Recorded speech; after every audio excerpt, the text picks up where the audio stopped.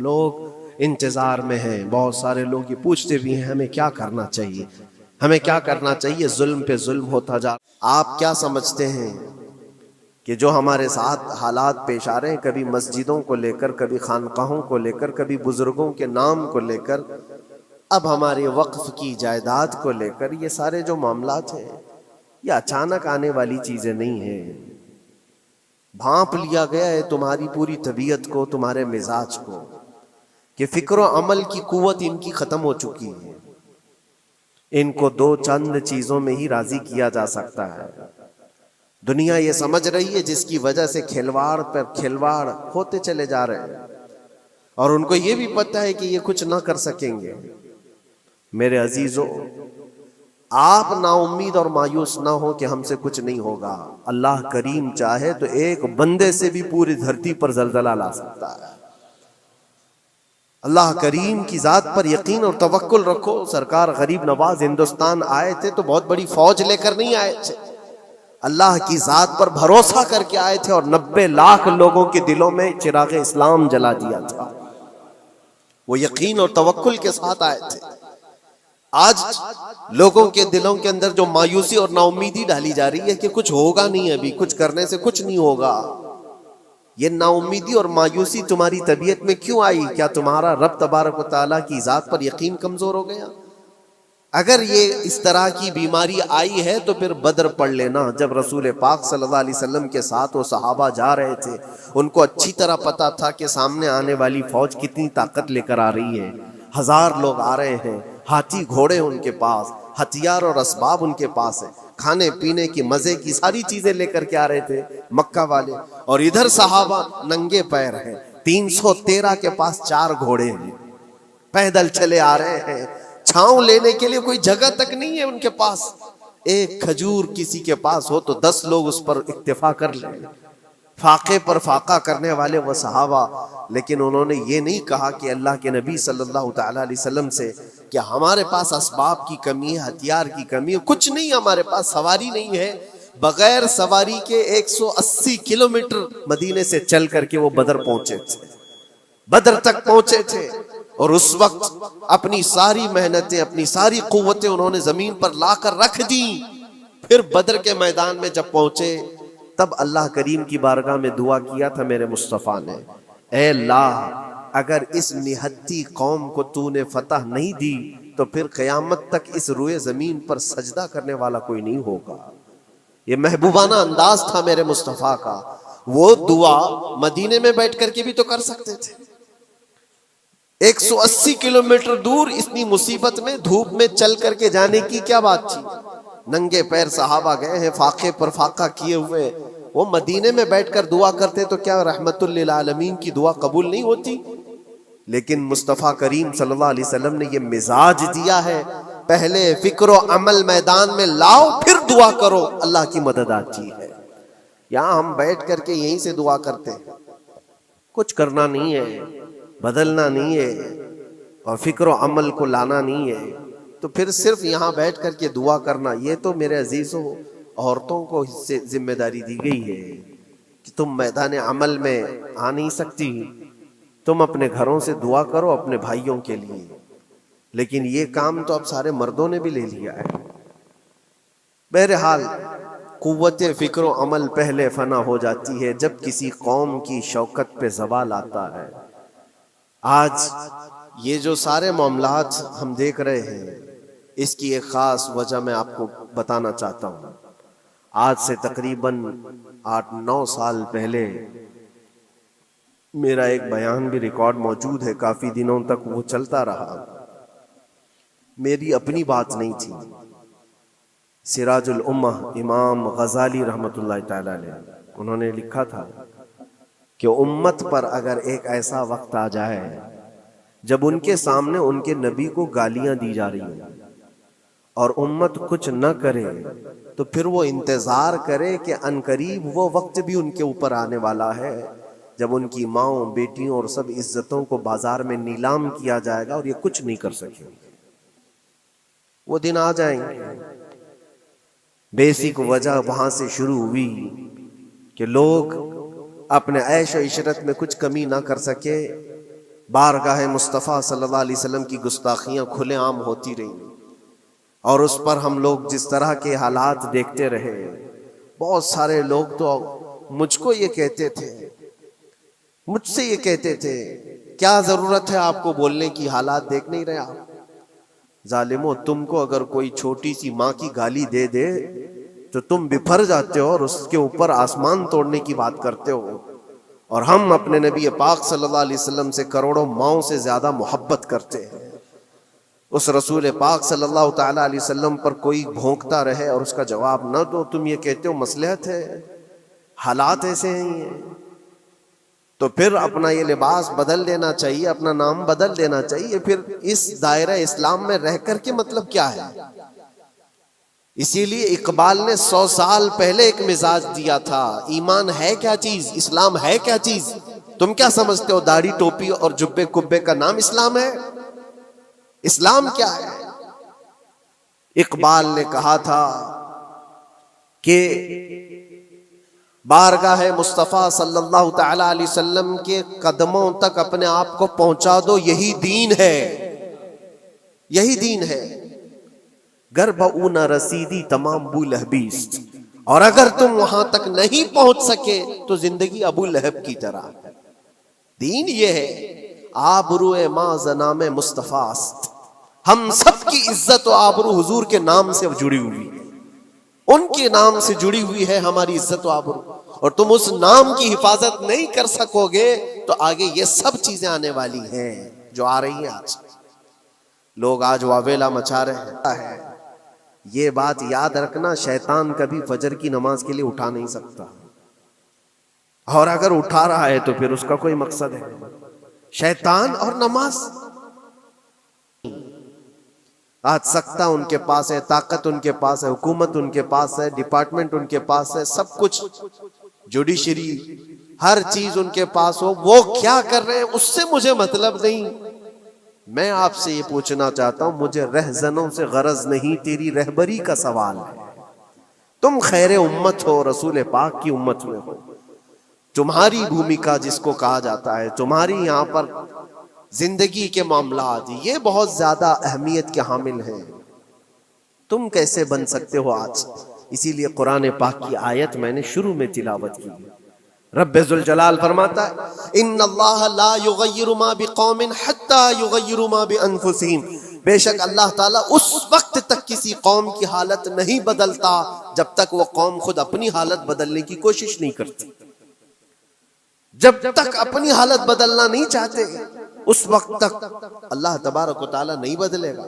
وَإِذَا أَرَادَ اللَّهُ بِقَوْمٍ سُوءًا فَلَا مَرَدَّ لَهُ، اور اللہ تعالیٰ کا یہ جلال بھرا ارشاد تو سنو. یہ 13ویں پارے کی سورہ رعد کی آیت ہے. اللہ کریم فرماتا ہے اور جب اللہ کسی قوم کے ساتھ سختی کا معاملہ کرنا چاہے، پکڑ کرنا چاہے، تو پھر کوئی طاقت اس کو ٹال نہیں سکے گی. رب تبارک و تعالیٰ جب کسی قوم پر عذاب لانا چاہے تو کوئی اس کو ٹال نہیں سکے. تو بدلو. اسی لیے اکثر یہ کہا جاتا، میں تو اپنی تقریروں میں جو چند مجھے چیزیں یاد رہتی ہیں وہ عرض کیے دیتا ہوں. باقی مجھے شعر و شاعری زیادہ یاد نہیں رہتی، لیکن جو دل پہ لگتی ہیں باتیں وہ ذہن میں محفوظ ہو جاتی ہیں. کسی شاعر نے کہا تھا، جگہ جگہ کے تھک چکے ہیں تمہیں یہ ہنگامے، نشاط لذت خواب گراں بدل ڈالو. کیا مطلب ہے؟ روز ایک ایک ہنگامہ ہوتا ہے، تم کو جگا رہا ہے. اٹھ جا اے مسلمان، اٹھ جا. نشاط لذت خواب گراں بدل ڈالو. لمبی نیند سونے کی جو عادت پڑی ہوئی ہے اس مزے کو بدل ڈالو. غلط روی سے منازل کا بعد بڑھتا ہے، مسافروں رویش کارواں بدل ڈالو. شاعر نے کہا ہے ادھر ادھر کی لے میں چلتے رہو گے تو منزل لمبی ہو جائے گی. جس راستے پر تمہیں چلنا ہے اگر بار بار ادھر ادھر مڑتے رہو گے، غلط روی اس کو کہتے ہیں، غلط چلنے سے منازل کا بعد بڑھتا ہے، منزل لمبی ہو جاتی ہے، جہاں پہنچنا تھا وہ پہنچ ہی نہیں پاؤ گے. اسی لیے شاعر کہتا ہے مسافروں رویش کارواں بدل ڈالو. قافلے کے چلنے کا جو طریقہ ہے اس کو بدل لو. تم یہ پوری کی پوری بات ہم پر فٹ ہوتی ہے. چلنے کا انداز بدل ڈالو اے نوجوانوں. جہاں کسی کے گھر میں آگ لگی وہ دھواں اٹھ رہا ہو، اور اگر کوئی نوجوان اندر بیٹھ کر کے یہ کہتا ہو کہ یہ ساون کا موسم ہے یا پھر یہ ابر رحمت ہے، تو اس کی سوچ پر ہم کیا کہیں. جہاں آج پوری قوم قسم پرسی کے عالم میں ہو، امت محمدیہ کے یہ حالات آج دیکھ رہے ہیں، روزانہ دیکھ رہے ہیں. تم شیئر تو کرتے ہو، ہر جگہ شیئر کرتے ہو، اور سارے ریلز پر تم جو دیکھتے ہو ہنگامے روز، صرف ہندوستان کے نہیں پوری دنیا بھر کے فلسطین کے مظلوم بچوں کی لاشیں دیکھتے ہو اور شیئر کر کے آگے بڑھ جاتے ہو. ان کی چیخیں، ان کے راکھ کے ملبے، ان کا ڈھیر، ان کے تباہ و برباد گھر، ایک ایک قبر میں 80 لوگوں کی لاشیں، یہ سب کیا تم نہیں دیکھتے؟ شیئر کر کے آگے بڑھ جاتے ہو. یہی تو ہنگامے ہیں جو تمہیں دھگا رہے ہیں. جگہ جگہ کے تھک چکے ہیں تمہیں یہ ہنگامے خود ہی تھک گئے. یہ اٹھتا نہیں ہے. ایک دور وہ تھا 100 سال پہلے کا، جب یہاں پر موجود انگریز اس قوم کو دیکھ کر یہ کہنے پر مجبور ہو گیا تھا، یہ فاقہ کش موت سے ڈرتا نہیں، ذرا بھوکوں پر بھوکا رہتا ہے لیکن موت سے ڈرتا نہیں. روح محمدی اس کے بدن سے نکال دو. روح محمدی ان کے بدن میں تھی. انگریز تھر تھراتے تھے. اس قوم کا کوئی جواب ہی نہیں ہے. سب سے زیادہ اگر کسی چیز سے ڈرایا جا سکتا ہے تو موت سے، اور یہ قوم ایسی ہے کفن تو اپنے کندھے پر لے کر گھومتی ہے، جہاں موت آ جائے سو جائے. یہ فاقہ کش موت سے ڈرتا نہیں ذرا. روح محمدی اس کے بدن سے نکال دو. یہ کس کی بات تھی؟ یہ انگریزوں کی بات تھی. اور آج حالات بدل گئے ہیں. سارا کا سارا زمانہ تم پر آج بھوکے بھیڑیا کی طرح جھپٹ پڑا ہوا ہے. اور ان حالات میں آپ سے سوال کرتا ہوں، ایک طرف تیز آندھیاں چل رہی ہیں، ایک طرف گھر کے اندر آگ لگی ہوئی، ایک طرف بھوک اور پیاس کی شدت ستا رہی ہے، ایک طرف تمہارے بھائی بہنوں کی بیماریاں ستا رہی ہیں. جب اتنے سارے معاملات ہو تو اے نوجوانوں بتاؤ تم کیا کرو گے؟ اس وقت رات بھر بیٹھ کر گیم کھیلو گے؟ کیا یہ گیم کھیلنے کا وقت ہے؟ اس نوجوان پر کیا یہ افسوس نہیں ہوتا کہ اس کے پوری امت کے حالات ایسے ہیں کہ بچوں کی چیخیں نکل رہی ہیں اور اس کو پب جی سے فرصت نہیں ہے، ریل بنانے سے فرصت نہیں ہے، یہ مجرے کرتا ہوا گھوم رہا ہے. مسجدیں ویران کیوں ہیں؟ خالی کیوں ہیں؟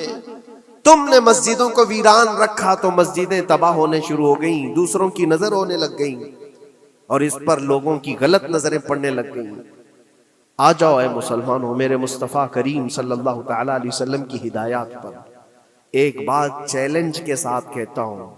تمہارا نام اگر نبی پاک صلی اللہ علیہ وسلم کے نام سے جڑا ہے تو یہ چیلنج کے ساتھ میں کہتا ہوں، اس رہتی دنیا میں تمہیں پوری طاقتیں مل کر وہ عزت نہیں دے سکتی جو میرے مصطفیٰ کے قدموں کی وابستگی دے گی.